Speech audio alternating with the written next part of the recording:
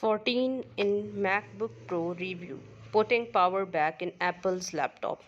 Apple MacBook Pro has given its biggest upgrade in power, ports, and screen quality since 2016, ticking almost every box on the wish list of eager Mac users.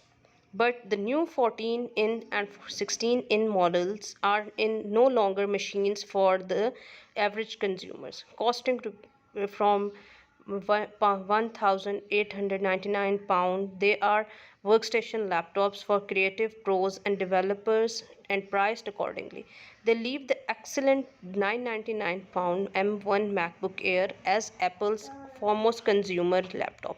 Apple has listened to the demand of its power user, making the new laptop slightly larger and heavier with longer battery life and more ports. They are all better for it. The design almost retro, the aluminum body apps the first generation MacBook Pro from 2006, while in 14 in version as tested has a similar screen size to iBook models from 2002. Open the lid and two things stand out. The screen has an iPhone-like notch cutting into the top of the screen and the touch bar from previous models is gone.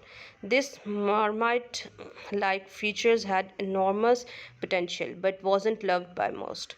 The standard function and utility keys are back instead, including a large escape key that will please developers. The power button has a Touch ID fingerprint scanner that works great.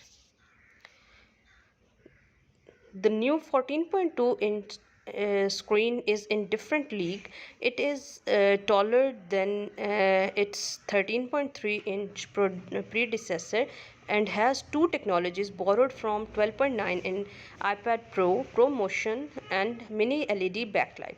ProMotion refreshes the screen up to twice as fast as most 60 Hz non-gaming machines for significantly smoother animation. It is slick, but the jump is less impactful than on touchscreen devices such as tablets and smartphones. The mini LED backlight is a huge leap forward, producing up to 1600 nits, a standard measure of screen brightness of peak brightness for stunning HDR content. Most competitor screen top out below 500 nits. It can produce super bright whites and deep inky blacks for extremely good contrast, but the screen is limited to the same 500 nits as previous model for standard dynamic range content, which is everything that is not HDR, movies, images and games. It is certainly bright enough for most.